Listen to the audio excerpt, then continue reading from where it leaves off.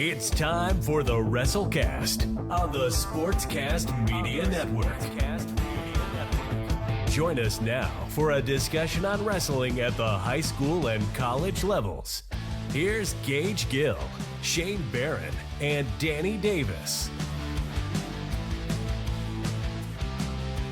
Welcome, everybody. We know there are 4 million podcasts available, and we're glad you chose ours. This is the Wrestlecast here on the Sportscast Media Network.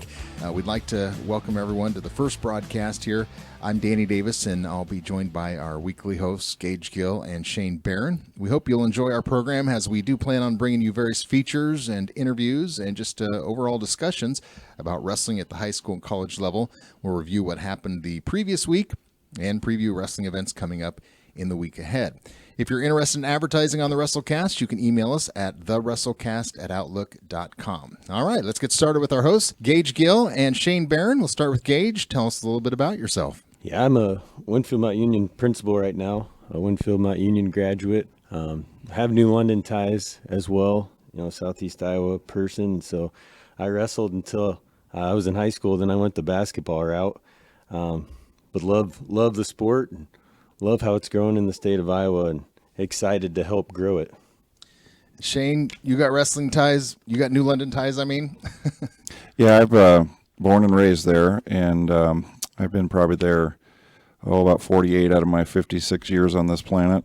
I'm a graduate, 1985, of the high school, and my background in wrestling kind of goes back to my Voice of the Hawkeyes reporting days. I was the guy who covered basketball, so I know lots about Jess Settles and whatnot, because that was the era that I was in. But a couple of times they sent me out to the wrestling tournament, so I went to the Big Ten tournament out at Purdue, and I covered the Big Ten tournament somewhere else. So anyway, I've interviewed. My claim to fame is I talked to Brock Lesnar in his last year, and that is one big dude. So although wrestling is a sport I never participated, I've always appreciated the sport. I appreciate all the work and determination of these athletes, and I'm just looking forward to really kind of diving into wrestling once again. I do work for the Hawkeye part-time. Basketball and baseball and football is what I've been doing, but I did stop at some wrestling meets this week, and I'm looking forward to talking about it. And we were talking earlier this week, I should say, about New London, and we all kind of have a connection back to New London. I remember, Shane and I were talking, and I remember when I was about 8 or 9 years old, probably would have been 1981, John Carpenter was a wrestler from New London. And I just remember being in the lunch line in our cafeteria at New London, and he was this huge guy, and that's the first, I guess, wrestler from New London I remember. And then in my class of 1990, Damon Lloyd was a great wrestler from New London, and that's Gaige's uncle? Yep. Is that right? Yep. Damon's my uncle, and I actually wrestled for him when he was the Tiger Cub wrestling coach of that, and we had a lot of wrestlers back in the day. I was in 7th grade. I was the Tiger Cub wrestling tournament champion. There's only 3 kids. The other 2 weren't very good, but I still have the bracket, so that's got to count for something. Well, so we all got ties to New London. It's kind of strange where we all ended up right here, but we're here to bring you the Wrestlecast, and these guys know a lot about it. So, guys, tell me a little bit about what happened over the past week. Yeah, so there's some big tournaments this last week. I think for me, as a girl dad, the girl wrestling and how it's grown in Iowa is really exciting. So the 2 big tournaments, the Donnybrook up in Coralville, which had 38 teams that showed up, not all from Iowa, some from out of state. And then the tournament up in Independence had 32. Same thing, some of them were out of state teams. The Donnybrook was a girls and boys tournament. And right now in girls, there's only one class. And so one that really catches my eye, one weight class in the girls right now is the 115 pounds. And Rihanna Utterback from Sigourney, who was a medalist last year at 106 on the boys. She's never wrestled girls wrestling before, but she's undefeated right now. She's a champ at the Donnybrook, wrestling 115.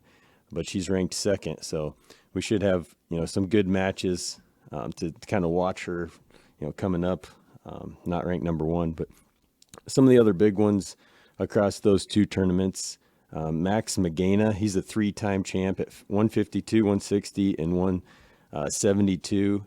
He is going to North Dakota State next year. He's ranked number one. He was the champion this weekend, and he wrestled the number one ranked wrestler in 2A from Roland Story. And so there was a lot of those. Union's Jace Heedman beat Rowdy Neighbor from Alburnett. Both those guys were ranked number one as well, one in 2A and one in 1A. And that was kind of the thing about this tournament that stuck out to me. A semifinal match at 157, Tucker Stengel, who's a defending champ, ranked number one in 2A, beat the number 3 ranked wrestler in 3A from Carlisle, Jackson Miller. Another semifinal, 2 number ones getting together. Cade Bloom from Roland Story, he had to sit out last year. He had a charge that was pretty public, pretty controversial. He's back this year. He's ranked number one, and he beat the number one ranked wrestler in 1A from Alburnett, Tayden Kufel. And so, it was just one of those tournaments where a lot of those were semifinal matches too, where you had a lot of top ranked guys around Iowa in the different classes kind of getting together. And it kind of made me think, Shane, what does that mean early in the year? If you're the guy that wins and you're probably on a crash course to maybe meet up with some of these wrestlers again at state or district, what does that mean? Or if you're the guy that loses, how does that affect your season going forward, I guess? I don't have too much knowledge of this firsthand, but I have a lot of secondhand knowledge. These early tournaments, I was at the Jeremy Fulk Classic for a few matches of those, and the disappointment you see on the faces of these kids, even though it's December, really starts to resonate after a while. So if you're a number one guy or a number two guy, and a wrestler mentality is a fascinating subject all on its own. If you're a number one guy and you get beat in December, what does that do for you? Are these numbers something that just like the casual fan and someone who follows wrestling like us, is that just something we gravitate towards because it gives us something to latch onto, or do they really mean anything? And I talked to Gaige Burton, who we're going to have a little bit more in-depth discussion with him later in the broadcast, but I was just looking for something to ask him about, and I said, are you been ranked? Have you, because he was a state qualifier last year, and I said, have you been ranked yet this year? And he just turned right to me and goes, rankings don't mean anything to me. And I kind of said something to the effect of, well, yeah, I mean, the final ranking is the one when they lift your hand at the end of the season at Wells Fargo, and that's kind of the way he approaches it. We've had some New London wrestlers, the Lopez brothers. I mean, Marcel was ranked 1 for years on end, and does that just play tricks on the mind after a while? Everybody's coming after you with their best shot because you're number 1, and we all know the number 2 and 3 guys could be number 1. Right. So is it that added pressure of being quote unquote number 1 that gets into these kids' head after a while? I mean, I've never experienced it, but you ran track, Gaige, and I was a track coach. They have all these times posted on the internet, and when we don't know much about, let's say, long jump.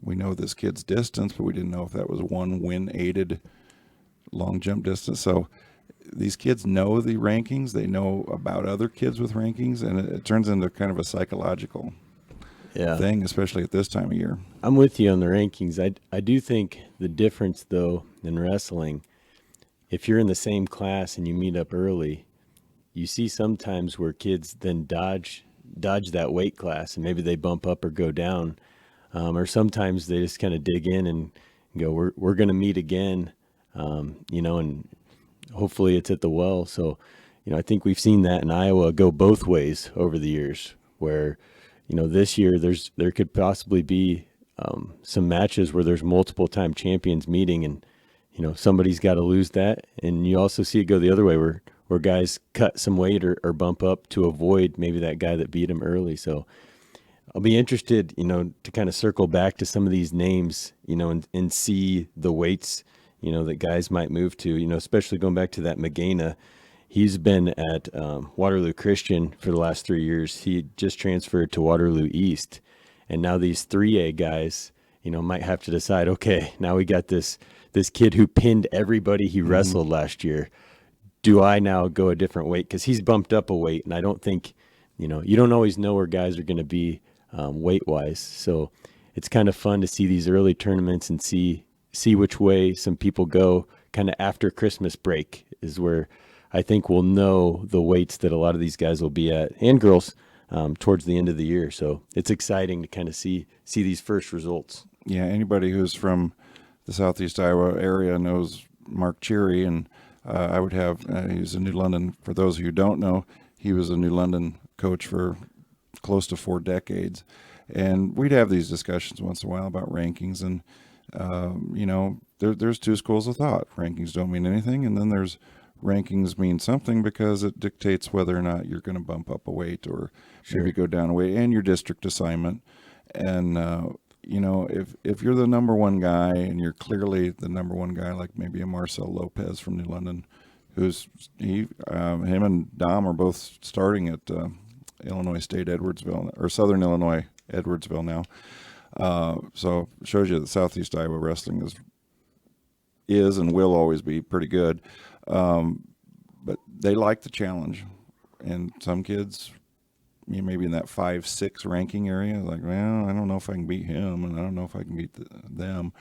So they kind of dictate whether their season's going to go based on those numbers. I mean, it's just something as a sports writer and somebody that goes to meets once in a while and tries to, and as a teacher, I mean, you're a teacher too, what's going on in these kids' heads? Right.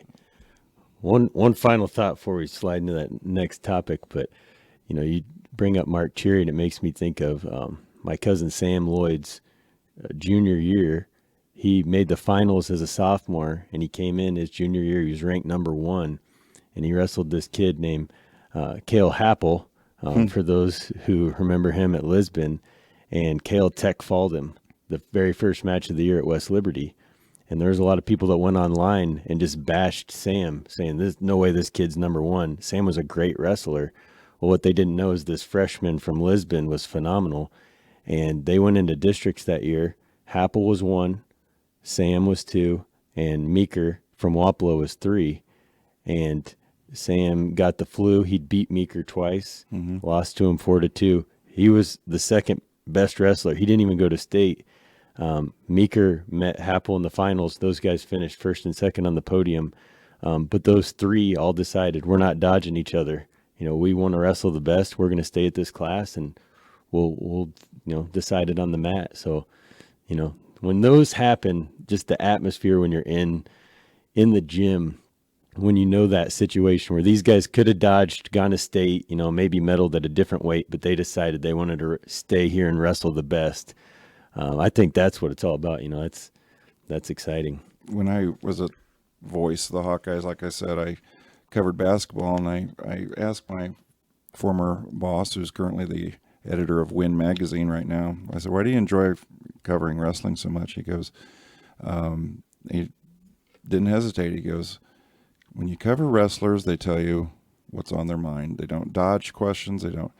If they say they stunk, they'll say that we stunk. And you're right about that with the wrestlers that I'm familiar with, is they take the challenge. Those top level guys, they take the challenge. They want the challenge, and only one guy can win. And like I mentioned earlier, sometimes that hurts, and you just wonder what goes on in their heads in December with these rankings and whatnot. I think you see a little bit of that, that taste that people want for good competition early, where you have 70 teams at 2 tournaments in Eastern Iowa, and so they got the best. There's a lot of ranked guys. And then you were at Jeremy Fulk, which I remember going to Jeremy Fulk, and they turn off all the lights. They put on the center center light, and that was the only one in the gym. They'd roll up the mats and have the finals, and there was, I don't know, 12, 14 schools, but you were saying it was a little different this year. Well, I was a former athletic director at New London, and I just know this number in my head because I dealt with it. But I think my last year as athletic director, we had 14 teams, and Mr. Cherry kind of alluded in later years that I asked him, what's going on with the Jeremy Fulk, because it just went to less and less teams. And I popped in yesterday thinking I wouldn't even be able to get a seat, and I was sitting in the front row because there was only 5 teams there, and I don't know if teams back out. I don't know if teams don't have it, and that's something we can explore in future podcasts. New London doesn't have a full complement of wrestlers this year, and the team is wrestling become a sport just for the elite wrestlers, because the days of, I'll give it a shot and we'll see what happens, those are just kind of like, you're either really good or you just don't do it. And there's only 5 teams there yesterday. The teams that were there, I was super impressed with. Man, these kids are ripped up. They are shredded with muscle. I mean, do kids these days want to put in the time and effort and commitment for the weightlifting and the weight training? We have an interview coming up with Mike Raines of New London, and he says something to the effect of wrestling's a 6-minute sprint. Well, it is a 6-minute sprint with a 150-pound guy sitting on you. I mean, it's a demanding sport. It's a taxing sport. And you said there's basically the equivalent of 70 teams at these one tournaments. So are little tournaments like the Jeremy Fulk, which didn't used to be little, are they going to fall by the wayside in the end? I hope not. I don't want this to be, wrestling is a community. You're right. When New London had Jeremy Fulk Classic, the whole town was there. 13 other towns were there. People were screaming and shouting and really getting after it as both wrestlers and fans. It was an electric atmosphere. And yesterday, good wrestling, just didn't have that electricity or buzz that you used to get maybe 10, 12 years ago. Knowing that New London's down a little bit in numbers this year too, that might be a good place to start. If you're trying to build it back up like Damon Lloyd is. I think they only have around 10 or so guys. That might be the tournament you need to go to. Sometimes when that's just kind of the year that you're in, it's maybe better to go to that small one rather than go to, the 70 or the 32 or the 38 that those 72 teams went to. Well, just to show you how the philosophies of coaches change, the teams at Jeremy Fulk were Waco, local, New London, Mid Prairie, BGM, which stands for Brooklyn, Guernsey, Malcolm, I believe. So that's about a 2-hour drive. And then Cedar Rapids, Washington. So what's going on with Cedar Rapids, Washington? Are they trying to rebuild? Was that maybe not their top level guys? Was this their JV team? It doesn't say that anywhere, but that's an interesting aspect of wrestling that we can explore later. Speaking of rankings, you spoke with, you mentioned Gaige Bird a little bit ago and Corbin Jacob Jewell. You had an interview with both of those guys? Yeah, I caught up with them after they just won their championships at Jeremy Fulk, and I played our intro music to them just to show them what we're all about, Danny. What'd they say? They're kind of like looking at me like, you're my science teacher. What's the deal here? And that was kind of awkward but fun at the same time. But anyway, played that for them, and I go, this is a legit thing. This is our first broadcast. And that kind of made them nervous, which, that we got past that. But just talk to them a little bit about the day's events and some upcoming meets, and I think you'll enjoy listening to them. All right. Gaige Burden and Corbin Jacob Jewell. Hello, this is Shane Barron from the Tigercast. I am at the Jeremy Fulk Classic at New London, and I'm going to talk to Corbin Jacobs Jewell, who was just crowned champion. Corbin, how did they go for you? Pretty good. Won both my matches. Got a first round bye. The last match was pretty easy for you. Can you kind of describe that? I was trying to set him up with an ankle pick, but he kept dropping to his knees, so I just hit him with a hip toss straight to his back bending. He fought you off for a while, but you had him in a deep cradle. Is that right? I had him in a headlock. Yeah, he kept fighting it. All I had to do was lift the head, and then it was over. Tell me what your goals are for this season. Small goals, just win as many matches as possible. Big goal is obviously be a qualifier state. Okay, and you come from a wrestling background. Can you describe that? Yeah, my uncle was 2-time state qualifier, same with my brother, and all I'm trying to do is beat him. Beat Avery? He was about 285. You're what, 144 this year? Gotta take some work. Yeah, you're gonna have I'll to be. beat him. You have to be pretty quick to beat Avery. What's the upcoming schedule look like for you? I think next week we got a duel and then another tournament, and then just Thursday, Saturday from then on out. What does a wrestler who's trying to make a name for himself try to accomplish in these early season matches? Win as many as possible, just get your name out there. Is that difficult to do these days? It's pretty difficult because, well, look at my teammate came first and he just upset a state qualifier as a freshman, so anything can happen. Well, anything can happen and did happen, and you are the champion this year, the 2023 Jeremy Fulk Classic. So congratulations to you, Corbin Jewell. We'll be looking forward to talking to you later in the future. Thank you. This is Shane Barron outside the Charles Lorber Gymnasium with Gaige Burden, who's the new champion for the 2023 Jeremy Fulk Classic at 132. Gaige, how did your day go? Went good. I won both my matches, and last one was pretty close, but was able to win in overtime. What was the key to that last match? I was able to watch that. It was nip and tuck the whole way. Good battle. It looked like, from my standpoint, that maybe just stamina was the key to that one. Yeah, stamina was definitely a key part, but it was also my coaches and teammates just constantly having that reminder that they're watching, and being as a captain of the team, I couldn't just give up and let that guy win. And plus, just being at home with the community, I feel like I represent them a little bit too. So just being able to push and get that kind of played a part in that. Okay. At this point of the season, you can probably still fluctuate what weight class you're going to be in. You look at yourself going up a weight or anything like that? I probably will just stay 32 for a while, and then if it goes well with weight-wise, I'll probably cut down to 26. Okay. And can you describe what's on your schedule for the next couple of weeks? We got a tournament at North Cedar and a couple of duels, and then we got Fort Madison tournament, which is already pretty tough. So looking forward to that one.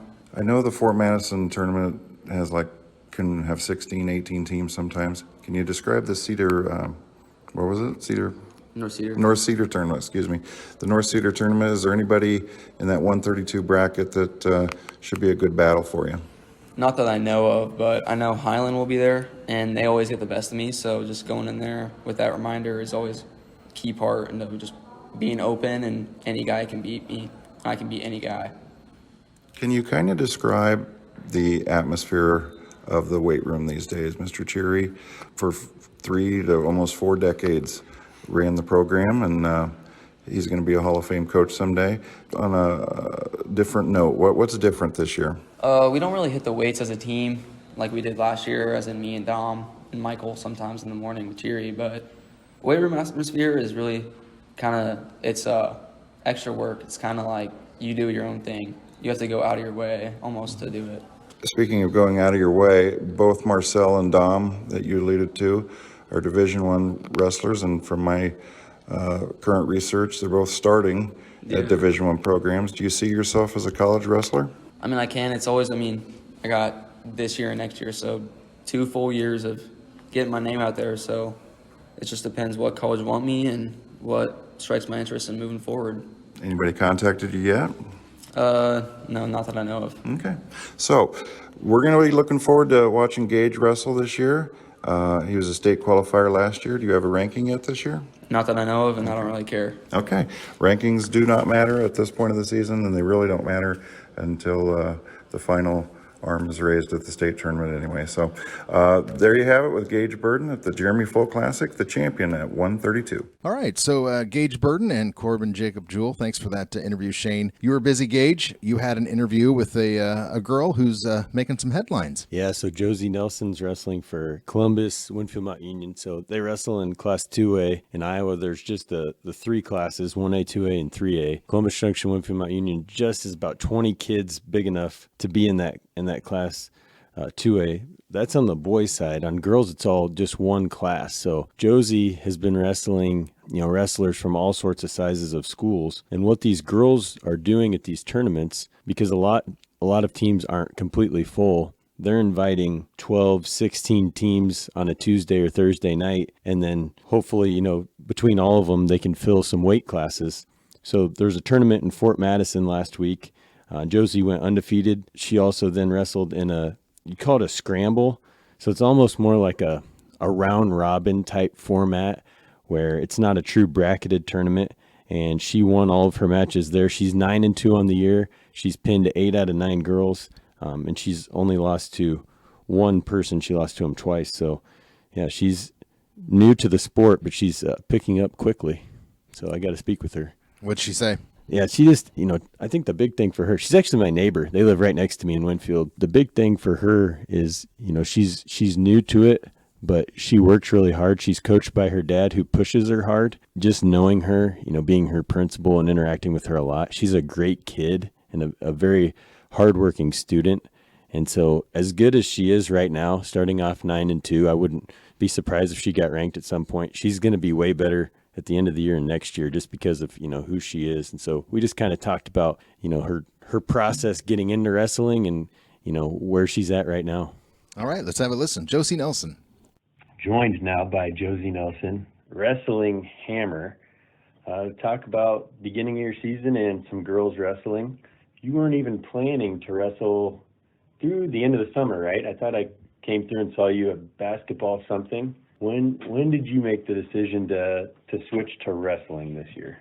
It was about midway through the summer. I was still going to basketball up in gyms, and I was trying to figure out if I was able to do both. And by the time we had our first wrestling practice, that's when I just decided just wrestling. So you were planning on wrestling the whole time? Right. You were just also wanting to maybe do basketball? Yeah. Okay. So why wrestle? Because this is now the second year of girls wrestling in Iowa, is that right? Yeah. And I saw a stat the other day. It's grown tremendously from year 1 to year 2. Yeah, it's big. So I'm sure there's a lot of other girls kind of thinking about it as well. So if you were trying to get them to come over to the dark side, maybe the light, come over to the light and wrestle, what would be your argument? I would say that it's rough, and it's something that you really need to work with and be able to push yourself. So if you were wanting to wrestle, I know for our team, 2 girls sat and watched a practice before they came out, so maybe do that if you're wanting to join the team. What's the difference between girls and boys? People have probably seen a boys wrestling meet or duel or tournament or something. If they've not seen a girls meet yet, what would maybe they see if they walked in the gym for the first time? I'd probably say there's there's more energy, I feel like. Girls are more passionate, I feel, especially in wrestling. But sometimes it's there's a lot of crying because girls are emotional, but I think there wouldn't be that big of a difference, but just the female and male atmospheres. Sure. I've seen a lot of crying in boys wrestling too.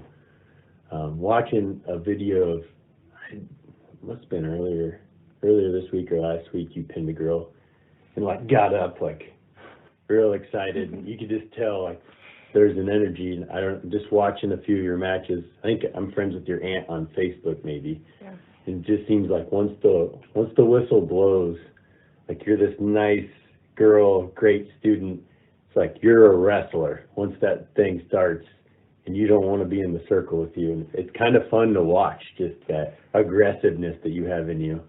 So speaking of energy, your dad, he gets up early and helps kids in the weight room. He's coaching all sorts of things. He's a pretty hard-working guy. He's your coach. What's that like?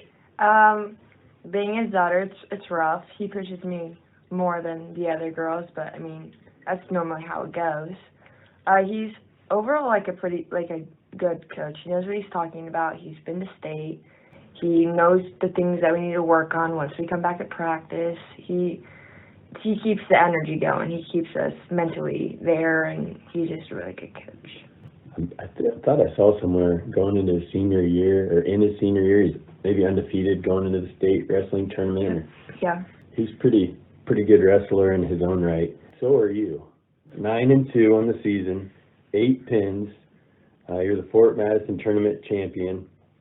You wrestled that scramble round robin last night at Columbus Junction where the records counted. What's that been like so far? It's been actually really fun. I honestly didn't think I was going to be like great, but I'm starting to settle in and I'm starting to get things going, moving how I want. So it feels pretty good. Well, congratulations on a good start to the season, and thanks for your time. Thank you. All right, so that's Josie Nelson, and a great interview there, Gaige. Speaking of Columbus Junction or Columbus Winfield-Mount-Union, another name that's synonymous with great wrestling in southeast Iowa is the Scorpil name. This one, Ty Scorpil, he had his 100th win at home, and that was against Mount Pleasant. How was he feeling about it? Yeah, so I actually got the honor of calling this on the wolfcast.com. To be honest, I didn't even think about this. Mount Pleasant has not quite a full as team as Columbus Junction Winfield-Mount-Union. So Ty originally thought his 100th win would be by forfeit. And so when he found out he was going to get a match, he was really excited. It's a meaningful win for a lot of reasons, but one is he wanted to get it last year at districts, which would have meant he would have been a state qualifier. And so he's had this circled for a long time, but first match out of the gate, got his 100th win. Not much better way you could start the year, and he did it by fall as well. All right, let's listen to Ty Scorpil. Joined by senior Ty, the Scorpion Scorpil. What do you think of that as your wrestling nickname for the year? That's pretty good. In like practices, I get called Slick. Slick? Yeah, ever since like freshman year, the coach picked that out.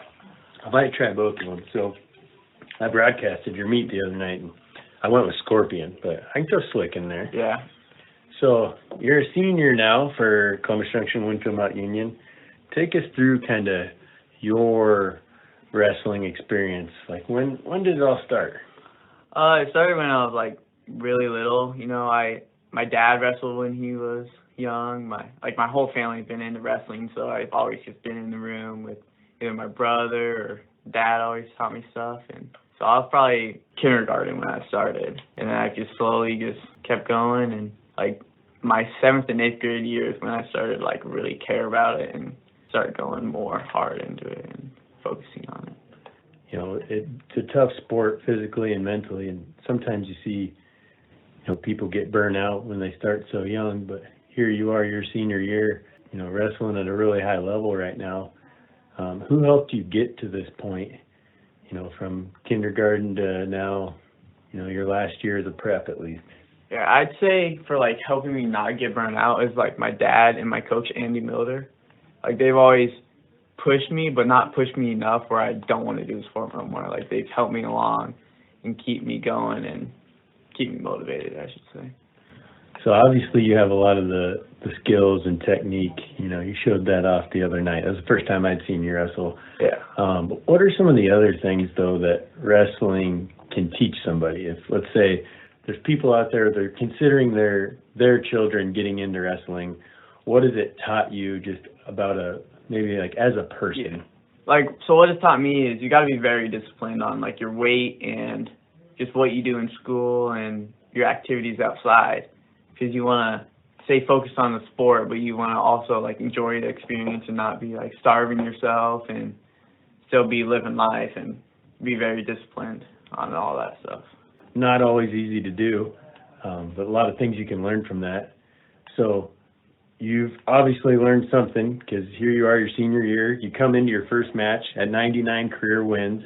Yeah. You get your 100th win with a pin as well, your first match out as Columbus Junction Winfield-Mount-Union took on Mount Pleasant. What was that like?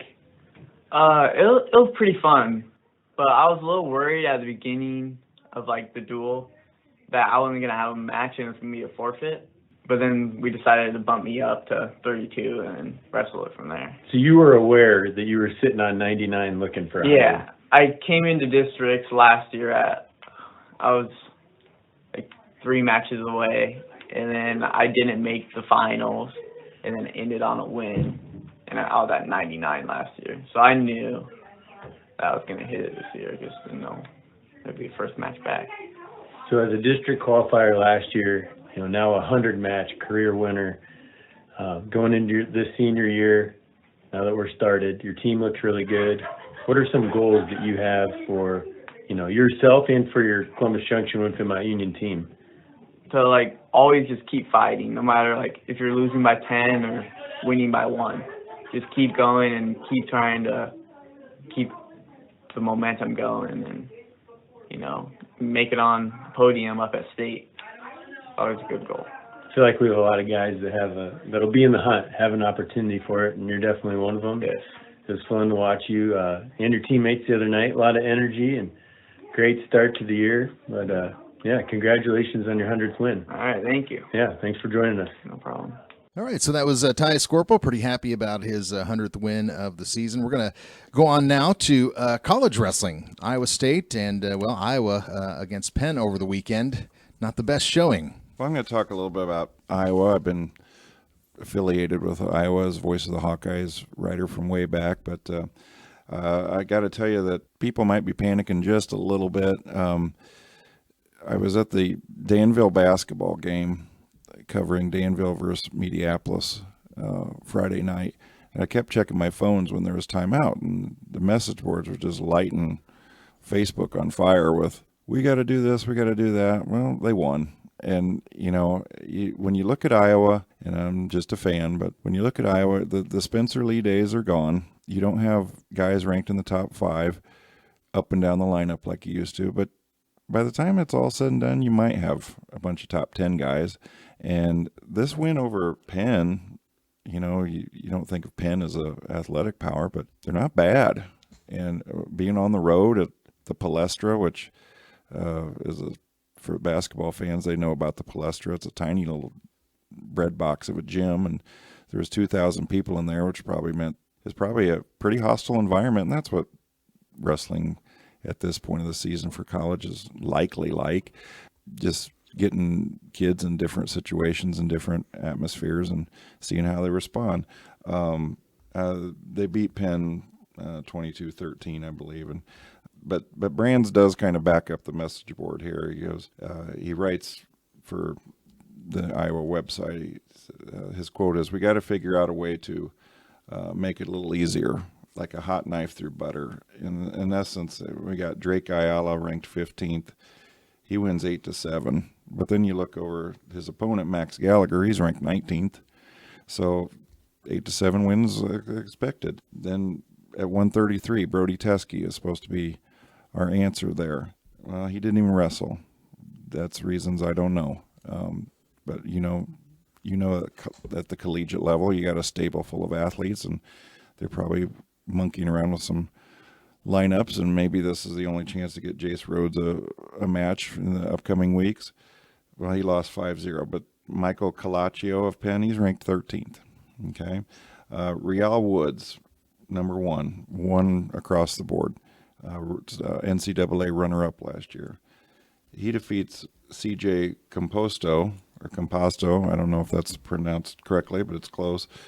He wins 5-0. So you start thinking, well, is Real Woods just the kind of wrestler who likes to win 3-2, or is he a dominant Iowa wrestler like we're used to? Well, it turns out CJ Composto is ranked 11th. So that's a good solid win. Victor Voinovich. That one kind of raises a few eyebrows. He only wins 1-0 against Andy, unpronounceable name, I don't even know. But he only wins 1-0. So that kind of gets back to the message board people. Is Iowa being aggressive like they should, or are they willing to just kind of ride things out and win a bunch of 3-2 matches? So that'll be an interesting thing to look for when you're discussing Iowa. Let me ask you this. Is any of that possibly, we're not going to show all of our cards right now this early in the season? Oh, sure. I mean, when you get down further in the lineup, you see Gabe Arnold's not even on the lineup, and he's just won 2 tremendously important matches for Iowa. I was at the Oregon State match, and the crowd got electric when Gabe Arnold was announced. That makes sense. He's from Iowa City, not originally, but anyway, the crowd starts going nuts, and then he pulls off a big upset, and he basically swung the tide of that whole meet, and he definitely swung the whole tide of the Iowa State meet. So is Gabe Arnold our next Spencer Lee? Well, he's not even in the lineup. So what's going on there? You know, do we want to show Penn State what Gabe Arnold can do in December? I don't know. These are things that we're going to watch and let play out. What does strike me is Jared Franek at 157. He's ranked second. He wrestled, I believe, at South Dakota. And if I'm wrong, I'll apologize. But North Dakota State. North Dakota State. There you go. Thank you for the save there. But I didn't know anything about him. Well, he's ranked 2, and he won 4-2 over Jake Swisher, ranked 26th. So we're going to be fine at 157. Everybody got all upset about losing Cody Chittum to Iowa State, but I think we'll be fine there at 157. Now, there's some other weights that the scandal that Iowa just went through with the gambling, those are really starting to be noticeable. The heavyweight division, we thought Tony Cassiope was going to be there, probably ranked 1, 2, or 3, assured 3, 4, or 5 points every night. Well, we got Bradley Hill going, and he decisioned Cole Urbas, neither of them ranked. You know, what does Bradley Hill got? Is he, you know, when you're wrestling in the Big Ten, there's 14 schools at the moment, and probably 12 of them will be ranked in the top 20 at some point. So these lineups are going to be fluid. They're going to be week to week.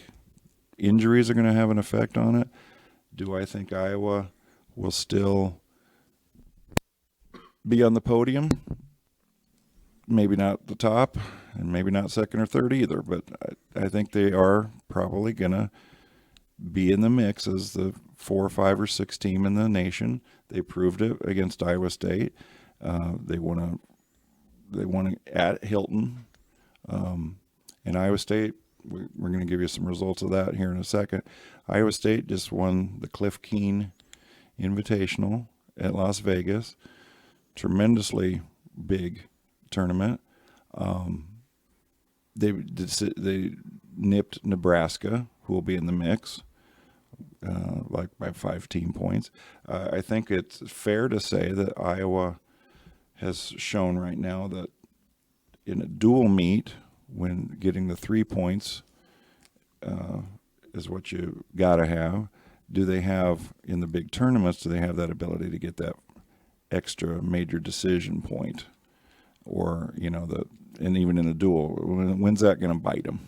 That they're not getting those extra point or 2 points, or that's going to make a decision in the final end. But, you know, 184, 174, I think Zach Glazier at 197 will probably end up being the guy. He's up to 22 in the rankings.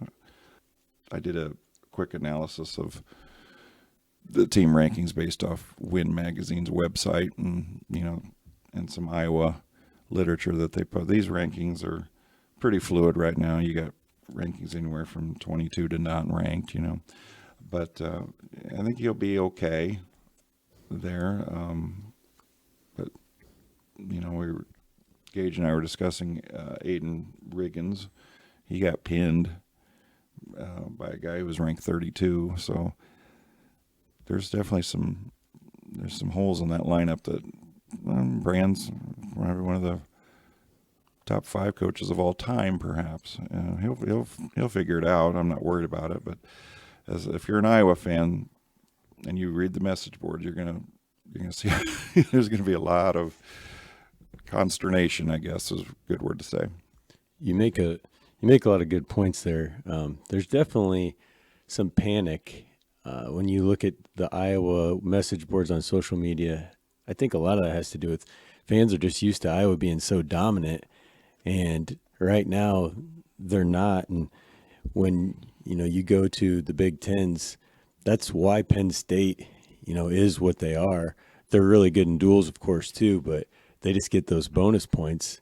And I think the two big guys Iowa needs the bonus points from to continue to win some big duels are Woods and Franek. They're both ranked number 2, like you said, and they're wrestling both really close matches. Both of them could have lost against Iowa State. They had kind of some controversial endings where the reviews went Iowa's way, but both those could have been losses. That Caliendo and Franek both coming from North Dakota State. They haven't been in the room long, but you also pointed out the gambling scandal. So you have 3 guys who aren't in there right now. Abe Assad, who has kind of had an up and down career, top recruit, top probably 5 recruit in Tom Brand's history, and just hasn't really, panned out to be that. Nelson Brands, who for a couple of years, he was phenomenal in high school, but it seemed like, is he just there because he's a Brands? And last year he came on really strong late, and he got himself in the middle of the podium, and now he's not in the lineup. He's starting to kind of figure out the college wrestling, it seemed like. But I think the big one you pointed out is heavyweight. Heavyweight's really hurting them right now, not having Tony Cassiope. You made the comment about the cards. I guess an analogy we could throw out there is there's one card that's not even in the deck right now, and that's because he was in Indy this weekend playing football for Iowa. But Ben Keeter, right? I always want to say that wrong. Could he be the heavyweight? I mean, if you're Tom Brands, do you throw him out there in January? I mean, do you think he's the guy right now? Because that was one, that I'm interested to see. The other one that's kind of like the untalked about thing, but we're all talking about it, is the Ferrari brothers. They're around. They just wrestled at the younger brother. What's the younger? Oh, God, there's 3 of them, and I keep getting them mixed up. There's AJ, who's the NCAA champ. So Angelo. I think it was Angelo. Wrestled at the Luther Open, but AJ was in his corner kind of as a coach to help him. So they're here. They're in Iowa, which would lead us to think that they're going to be popping, into the Iowa lineup or, get enrolled. They're not on Iowa's roster right now. You have Patrick Kennedy, who won his match at Iowa State. Looked like he was going to get a tech fall. I mean, you talk about running on gas, and he just, rolled on fumes into town, got the win. But then you have Swafford, who's wrestled really well, Mediapolis graduate. He didn't get the call. And, you talked about Shane, Tom Brand sitting people. He sat Lee over the years. So, for injuries, like you said, or just training, the workload, it's a grind. So I'm with you. People are panicking and saying, what's Iowa doing? But this team just looks different. They don't have, 4 or 5 guys that are going to go out and get tech falls and pins, and some of their best guys aren't healthy or aren't even back. But I'm really interested to see, where this team is at the end. Kobe Seabrick really improved over the last year. It just so happens he's at the same weight as Franek. So, there's guys in the room. That's probably why Chittum, transferred. There's guys in the room. There's competitions going. So Iowa fans out there, if you want to really measure how good this team is, do it in March. That's I think fair. I think you probably address the 400-pound gorilla in the room with Ben Keeter. I don't have inside sources, but I do hear rumors, and we all hear rumors that, Keeter is not to be touched until December or January. Right. He's a football player. He's recruited as a football player. Well, he's a special talent, and he's got credentials to back that assertion up. With the football team having a great season, I don't think he played one down. You can play 4 games in football without having to redshirt. So you see people on the participation list of the incoming freshmen, and they probably played some special teams just to get out on the field, and it doesn't hurt anything because you get those 4 games. Well, I never saw Ben Keeter's name on that. And you just have to ask yourself, is the wrestling room going to need him, and they know it, and they don't want him nicked up in any way, shape, or form in a game? I mean, we all know what happened to Cooper DeJean in practice, so it does happen. But Right. You just wonder if with the bowl season coming up, they haven't used him all year. Is he really necessary for this bowl game? It's, bowl games are still important, although they're starting to lose importance. Do you see brands start saying, hey, Ben, we need you now, man? Right. And that's behind the scenes drama that will play out, and we'll just kind of watch like we're watching The Bachelor or something. Ben, will you accept this scholarship? It'd be interesting to see. I think he could make it. If Gabe Arnold can make an immediate impact, so can Ben Keeter. He's a world champ, correct? Yeah, U20, I think, world champ. You got to say to yourself, and this is kind of why I just like wrestling and football at the same time. I'm a PE teacher too. It's like, how do you train for football? You got to add 30 pounds of muscle, but you can't add 30 pounds of muscle and fat.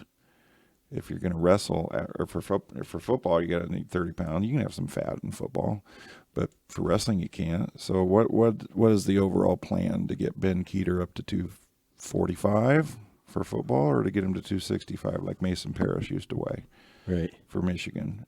So that's a whole nother story that we can follow. I think something that will help in the decision making is the timeline. If the other guys can come around, and they can start putting the other 9 spots together, that might push Brands and Keeter to jump in there and do it and wrestle. We saw it 3 years ago with Abe Assad. He probably wasn't ready. He probably could have benefited personally from the red shirt, but they made that decision because he was the best guy they had at that weight, and he was still very good. But they were chasing a team title. So if the other 9 guys don't really come around, I don't know. It'll be interesting to see. Do they maybe, wait or even redshirt him? But if the other spots start, coming around and wrestling like they can, if we see, Real Woods and Farnick, getting those bonus point victories, we might see the people in Iowa City want to see, but we might see, Ben Keeter out there pinning guys with the python around his neck after the wins. Fans want to see it. I want to see it. Does the other Big Ten teams, their results in the upcoming weeks have an impact on that? That'll be interesting to see. If it's kind of looked at as we can't, I mean, what would they say? God, it seems like a decade ago. Free Spencer Lee. I mean, I think they wanted to redshirt him, but it just got too obvious and evident that we got to get this kid on the mat, and people wanted to see it, and ends up being the NCAA champ after just 10 or 11 matches. He got stuck once, I remember that. Yep. But with Spencer Lee and those kind of talents, you just kind of go, well, he got stuck, battle back, and he did. And this is not too far off, but speaking of Spencer Lee, when you go through the Iowa State, and we will talk about Iowa State wrestling a little bit, Matt Ramos was the number 1 seed at 125, and he didn't even make the finals at this Cliff Keen. And I don't know if you've seen it, Matt Ramos got decisioned by a high school kid in some pre-tournament. I mean, going back to Spencer Lee, I'll speak about myself. When I heard about Spencer Lee, I was depressed for like 2 hours until it dawned on me that I don't know Spencer Lee and Spencer Lee don't know me. So why am I depressed? But I mean, that just shook my world for a couple of hours. And you just go, I saw him pin Matt Ramos earlier. Right. How did he get pinned? And I've seen the match, and I've discussed it with Mr. Cheery, who goes through all the technical, analytical things with him. If he would have just hung on here and done I get it. But you go back to the obvious. I mean, was his knees just gone at that point? Right.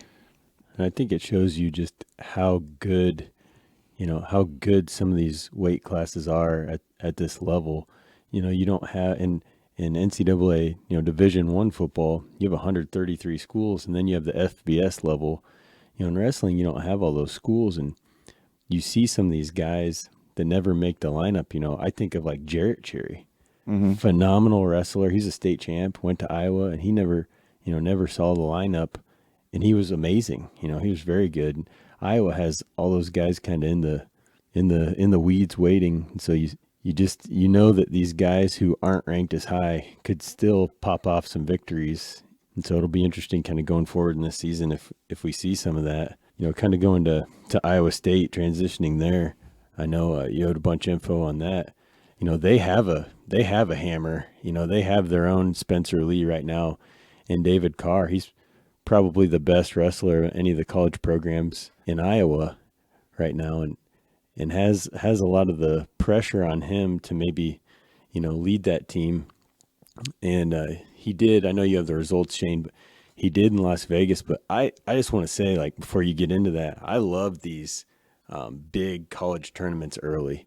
The Midlands used to be huge. The Midlands is kind of equivalent to what we talked about with the Jeremy Fulk. Now it's kind of fizzled, and teams have gone other ways. They have like the Southern Scuffle, and there's these other big tournaments. But I'm glad that there's in Iowa City they're doing the Soldier Salute over Christmas. And so there's all these new tournaments out there. And this Las Vegas one is kind of one of them. David Carr, who was just dominant against Iowa State, or against Iowa, just made Caliendo just look like a normal wrestler. He ends up getting third out in Las Vegas. He had to wrestle back. He loses a decision against number 4 Julian in this is number 4 seeding at the tournament, I believe. Number 4 Julian Ramirez of Cornell. He loses 4-3. Real quick, your thoughts, Gaige, about the 3-point takedown. Does that just change everybody's strategy? I think it has to. When you look at some of these early matches, that we've seen, you kind of started talking about some of these college matches and dominant. If you can take people down, it means so much now. And Iowa's one of those teams who their strategy is to take your space and to just beat you and wear on you and have more gas in the tank at the end. And then if they can get takedowns and back points in the meantime, they will. And so now you're never out of a match with a 3-point takedown. The thing that I hate about it is there's just something about when a guy takes another guy down and everybody in the stands just yelling 2, that you don't have that anymore, because 3 just doesn't. I'm sorry, I'm guilty. I yelled out 2 accidentally at Oregon State. I think people are going to keep yelling out 2. I really do, and just hold up 3 fingers. And young kids are going to not be able to do math very well because it will confuse them. But there's just something about the yelling that 2. But no, it's a huge rule change. With the college sport, you have the riding time, which you don't have in Iowa high school. So if you can ride, you can earn that extra point at the end if you have over a minute. So if that's your strength, you kind of play to that strength. You try to stay on top, and if you pin, you pin. If you turn, you turn. But now if you're better on your feet, we saw it in the Iowa State duel. There's a lot of guys that just said, hey, I'm going to let him up. I'll give him the point because I think I can take him down. We saw that in the Kennedy match. Yeah. That's why he almost lost. So I think it's going to change the sport, really. I agree that in the Kennedy match was probably the best example of this new rule. He got a quick lead, but he also gave up a quick lead. What I hope doesn't happen, and it's why wrestling, I assume, addressed this in the first place, was you get a takedown and you just ride. And you get your back, or you get your riding time point. They're all so good on their feet. I'll win 4-1. And I just don't want to see a bunch of 4-1 matches. It's what could happen. I think that's why people hate Iowa football. It's just there's not a lot of scoring. Iowa football gets a lot of flack. There's just they want to they can win a certain way. And to your point, what this will do to wrestling is it will encourage aggressiveness and scoring, and hopefully we'll see some more dramatics you see it in high school sometimes, guys that are really good on their feet or good wrestlers just trying to get reps, they'll take down, let up, take down, let up. Well, you do that a couple times and the other guy gets you a time or two in there. It's pretty even, where now instead of going up 1 point at a time, you're going up 3 or 2 points at a time if you're taking down, letting up. So yeah, I think it'll change, strategies, and wrestlers will have to be a little more aggressive on their feet in the neutral position. Do you see a day, and I'm going to speak about the Gaige Burden match that I watched. He won 7-5. Each guy got rode for 2 minutes, I think, in the second and third period. Now, again, I'm just going on memory here, but they couldn't turn him, and they wouldn't let him go either. And they just kept turning and turning and turning. They weren't stalling. They weren't doing – it's just these guys are so technically skilled now. It was just impossible to turn. And I'm like thinking, riding – it'd be impossible probably at smaller schools like New London and Winfield to find capable people to run the clock and all that stuff. But is it time for high school to visit that riding time for a minute? Because these guys are really good, and they're really jacked. And I was watching these guys' muscles flex, and they're trying as hard as they can to turn them, and they just can't turn them. I guess to your point, an argument for it would be we now have the shot clock in basketball. Now, way different logistics, but that is one more thing some worker has to do at a basketball game. Obviously, it's way different that you'd have to have somebody keeping track of that riding time, because you see it in the college, the college sport, that they stop it and have to check the camera, and go back through and get it right. It gets messed up a lot. But, yeah, I definitely think, that 3-point takedown will change the college sport. And right now in the high school sport, allowing wrestlers to wrestle on the edge more.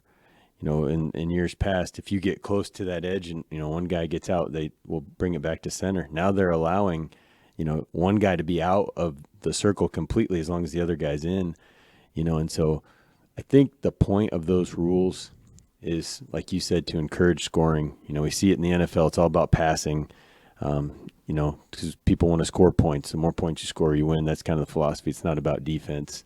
And I just think we're seeing that kind of trickle into wrestling now. Yeah, even at the high school level, even at the first tournament, you see kids getting takedowns near the mat, and they're subconsciously spreading their toes out. They want a toe inside the line. They're making sure, So, yeah, these guys are good, and it's going to be an interesting year to follow and watch.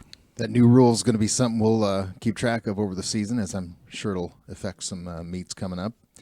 We talked about Iowa. Got to give a little love to Iowa State, guys. My daughter goes to Iowa State, so we got to give some love to the But yeah, you're wearing a Colorado jersey. Long story, Danny. We won't go there. Tell us about your daughter and tell us about wrestling. Okay. Daughter is at Iowa State. I've started to learn a lot about the Iowa State program because Kevin Dresser, I met him in a tour of the Lead Center, and that's where they do their wrestling.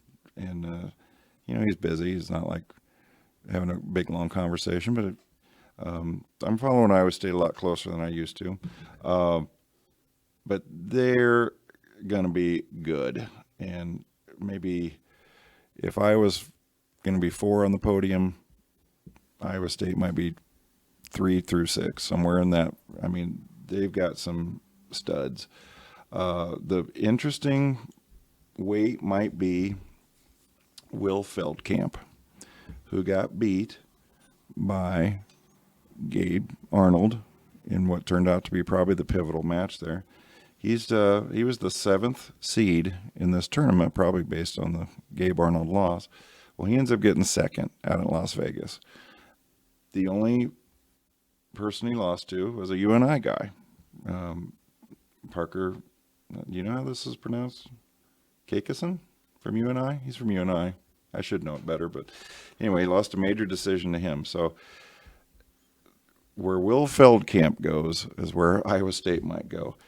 I'm going to be strong at heavyweight. Younger Bastida was the champion out there in Vegas. He won He won against number 1 ranked Lucas Davison of Michigan, who I think was at Northwestern last year in the top 4 or 5, something like that. But he beats everybody pretty handily. Even Davison's 5'3", but he wins 21-6, 11-4, 13-5, 18-3. He's going to give him lots of major decisions and tech falls for the Cyclones this year. We've talked about Carr. The most interesting guy could be Casey Swierdzki at 149. Gaige is right. I watched the match. He watched the match. He has a legit argument that he defeated Real Woods. He gets 5th at this tournament. So that's a story that needs to be followed. Is it Ekamendia that almost? Yeah, Ekamendia almost beat him. My apologies. But Swierdzki did upset Vojinovic in that. That's true. And looked really good. Yeah, so that's true. To your point, he looked solid. Yeah, I got my names and weights mixed up, folks. Sorry about that. But you get my point. This guy seems to be sort of like Abe Assad, who you mentioned earlier. You don't know what you're going to get until he hits the mat. Evan Frost, a big-time recruit for them at 133. He beats Teskey at the Iowa meet. He gets 2nd place at this tournament, only losing to number 1 seeded Kai Oreen of North Carolina State. North Carolina State's a program that you just go, they wrestle at North Carolina State. They're good. Yeah. They're always up there. They're ranked number 2 right now. Are they number 2? Yep. We get so, at least I do, we get so lost in this Big Ten world. Michigan, Ohio State. You forget there's a lot of good wrestling all over the country. That Iowa State will, if they haven't really in the minds of everybody, they will surpass Oklahoma State as that conference's elite program. Kevin Dresser is a quality coach. He's wired like brands. I've seen plenty of video footage of him out there. They think differently. They just get after it. And look for Iowa State to be a top flight program here. They've always been good. They did have a dip there. It wouldn't shock me if they're in the top 5 this year. Not getting your headlines, but your maybe page 3 Iowa State news. I'm really interested to see how Chittum works out. You know, he was kind of behind, or he came in a spot where Seabricht was last year. It sounds like he transferred because Franek came in. I'm just interested to see. Not so much, I know it doesn't have anything to do with this week, but just his career, just because he was at Iowa, he was at Oklahoma State, will it pan out at Iowa State? I'm curious. And I don't know if I'm cheering for him yet as a Hawkeye fan. I'm not sure if I want it to work out for him, but I am curious as he's a big-time recruit for the Cyclones also. Well, at Vegas, he did not place, and he was the 11th seed going in. So that might have to do with, why it didn't pan out at that. Probably why Iowa, pushed to bring in Franek. He lost in the round of 16 by Daniel Cardenas of Stanford, 9-8. Then he wins by tech fall in the consolation round of 16. But then LBF, which I assume means lost by forfeit at 116. So we might have an injury on that. We'll have to check on that for Cody Chittum.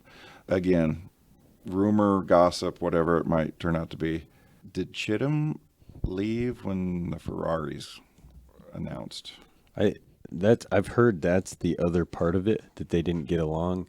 There's a lot of talk on the message boards about how physical altercations maybe took place in the wrestling room, and the brands had to decide, is Chittum going to stay, or are we willing to bring in the Ferraris? And the Ferraris they're lurking somewhere. They were at Luther in the Open where the Hawkeyes were. So, well, I think the Ferraris, maybe all 3 of them, are going to be necessary to take Iowa back to the level above Penn State. I mean, that's 3 potential big time recruits that we'll see what AJ does, but that's a season changer. It could be.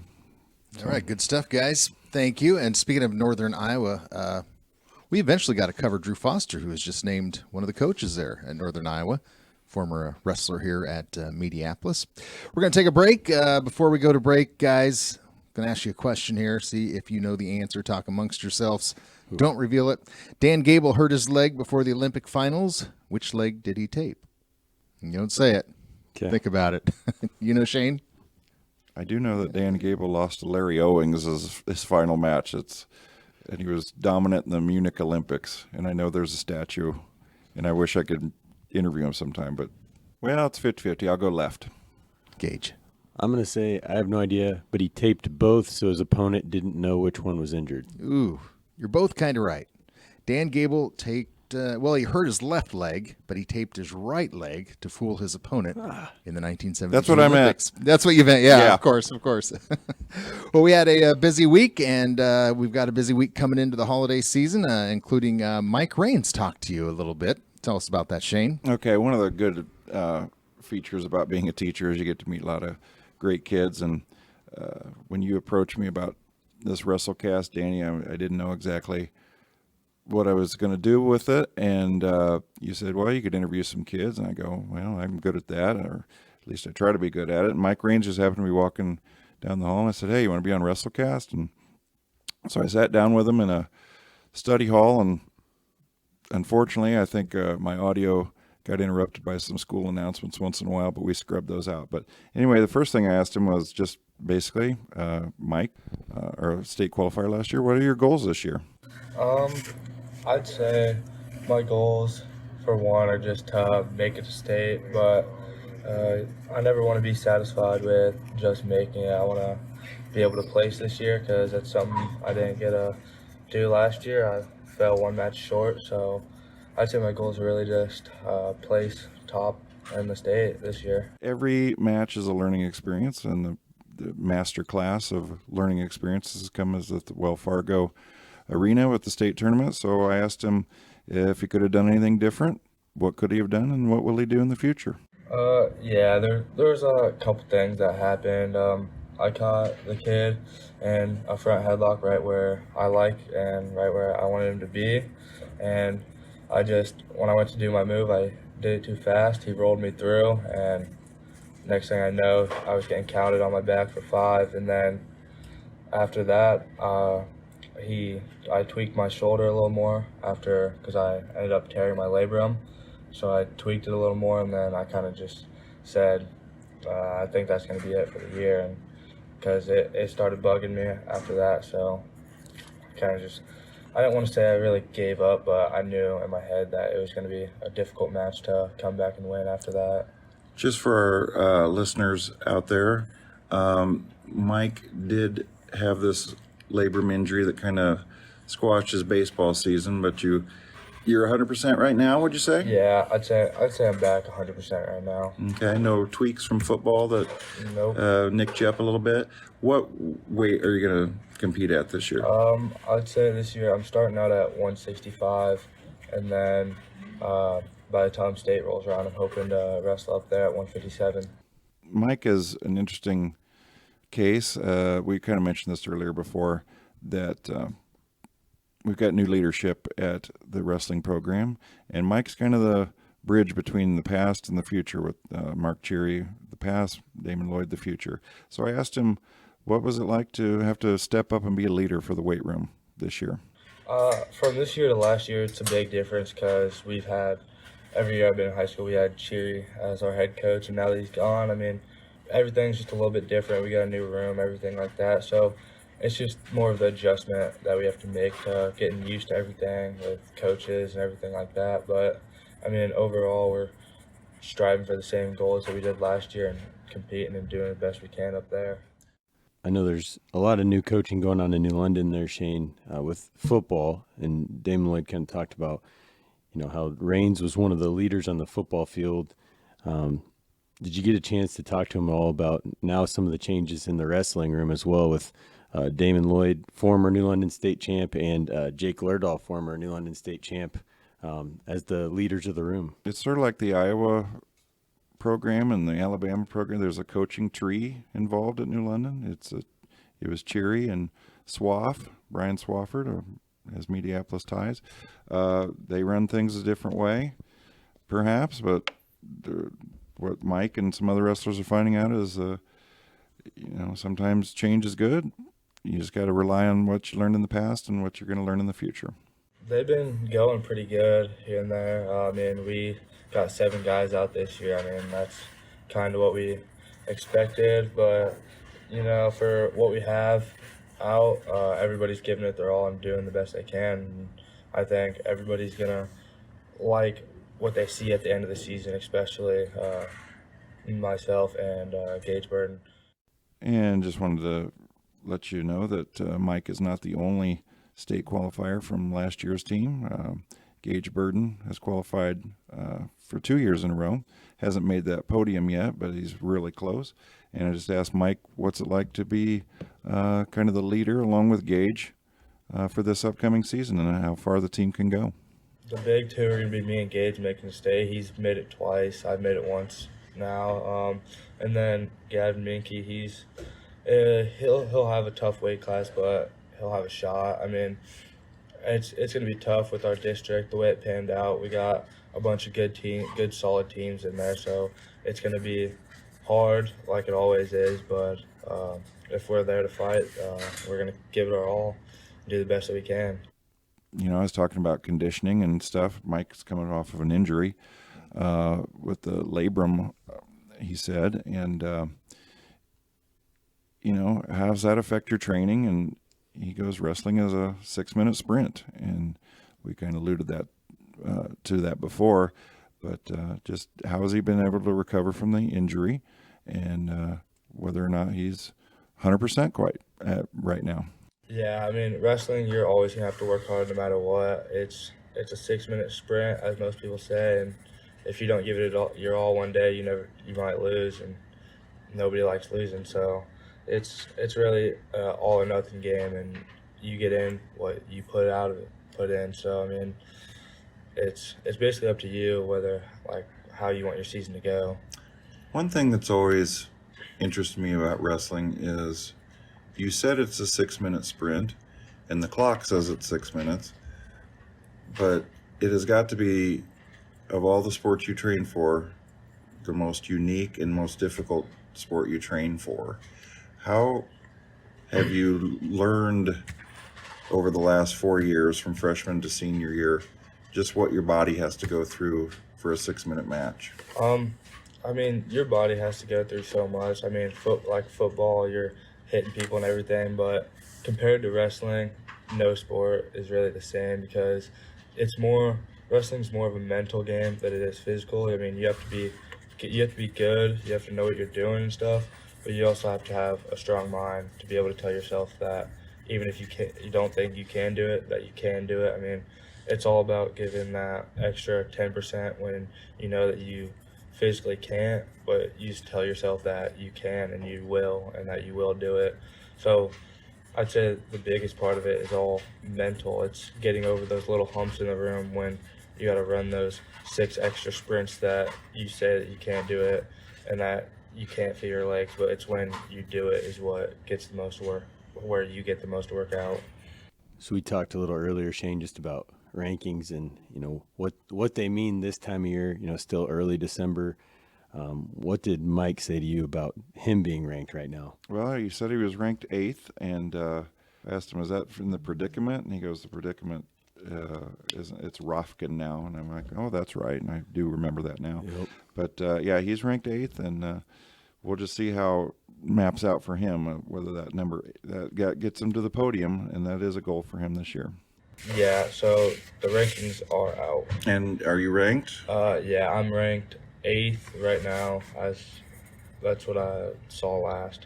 Okay, and is that the predicament or? Yeah. Okay, so Rofkin, yeah. Okay, yeah, that's new, isn't it? Mm-hmm. Okay, 8th is from Rofkin. Any other local kids that our listeners should kind of be on the lookout for in this 157 category? I don't really think so. Mike's most interesting answer to all of these questions is probably the one that concerns.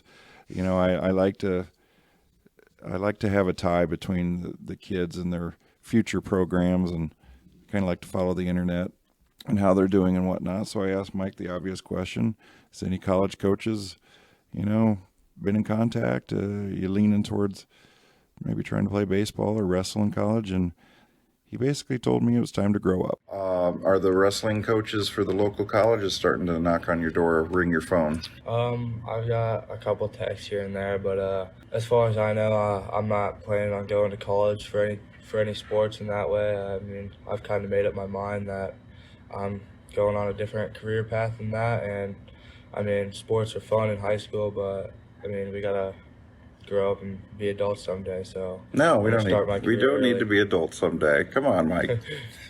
But with that said, or with that mindset, this is your last go, and therefore that adds a little urgency to every match. So best of luck to you, Mike, and we hope to be in touch with you during some of these tournaments and a little bit down the road. So thank you very much. Thank you. Okay, that's Mike Raines of New London. He's a senior, and he's ranked 8th at his current weight class. He's hoping to get to 157. All right, great interview there with Mike Raines. Shane, appreciate it. Coming up, guys, you mentioned this week the North Cedar Tourney, and what else is going on? Some of your big colleges, the top 4 ranked teams, Penn State, NC State, Missouri, and Iowa, and that's in order from 1 through 4. Kind of all have the same philosophy. They have one more duel and then some kind of tournament things in a couple weeks, a little gap in between. Iowa takes on Columbia. Penn State wrestles Hofstra.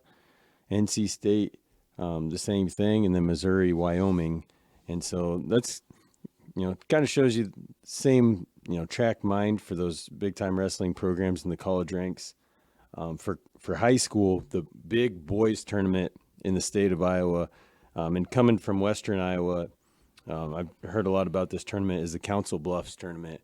They get a lot of wrestlers from Missouri, Kansas, Nebraska that go to that just because where it's located geographically. For the girls right now, there's all sorts of types of formats of tournaments throughout the week. There's some big ones coming up. If you look at all the girls' teams, there's 8 pages of teams on the Girls Athletic Union website, but not all of them are necessarily full right now. And so there's 10 to 20 teams at some of these tournaments. So Waverly Shell Rock is this week, Sergeant Bluff Luton. Pella has a big tournament, as well as Williamsburg. So some big time girls tournaments that have a lot of schools. So we'll see some ranked matchups there. And Shane, you'd mentioned earlier the North Cedar tournament coming up? Yeah, New London's going to participate in the North Cedar tournament. And the only thing I can say intelligently about that is it's usually a very competitive tournament, and it'll give New London kids and other Southeast Iowa teams a chance to see some teams that they might not see again until districts. And let's see if New London's 4 champions from the Jeremy Fulk Classic. No, I just think we've already seen a lot of big matches in college and in high school around Iowa. I'm just excited to continue covering it and see where the season goes. Shane, same with me. Wrestling is a school I've always, as a sport I've always, kind of watched from the side, and I'll continue to do that. But I'm going to watch it with a little bit more analytical thought process this time, and I'm looking forward to doing the Wrestlecast with Gaige and y'all, Danny. Well, thank you, guys. That wraps up this week's edition of the Wrestlecast. I'm Danny Davis, and I'd like to thank our weekly hosts, Gaige Gill and Shane Barron. And thank you for listening to this first broadcast. And you can follow us, Sportscast Media, on Facebook. For Shane Gill and Gaige Gill, Shane Barron, I'm Danny Davis, and thanks for listening.